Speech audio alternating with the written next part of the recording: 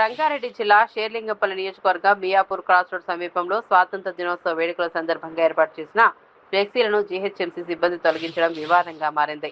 బస్సుబాడి సమీపంలో అధికార పార్టీ నాయకులు ఏర్పాటు చేసిన ఫ్లెక్సీలను సిబ్బంది తొలగించారని కాంగ్రెస్ పార్టీ సీనియర్ నేతలు ఆరోపించారు. స్వాతంత్ర దినోత్సవ వేడుకలకు సంబంధించి ఏర్పాటు చేసిన ఫ్లెక్సీలతో పాటు ముఖ్యమంత్రి రేవంత్ రెడ్డి పుట్టినరోజు వేడుకలు, ప్రభుత్వం అమలు చేస్తున్న సంక్షేమ పథకాలను వివరిస్తూ ఏర్పాటు చేసిన ఫ్లెక్సీలను కూడా తొలగించారని కాంగ్రెస్ నేతలు చెప్పారు. జాతీయ పండుగ సందర్భంగా ఏర్పాటు చేసిన ఫ్లెక్సీలను తొలగించడం సమంజసం కాదని వారు ఆగ్రహం వ్యక్తం చేశారు.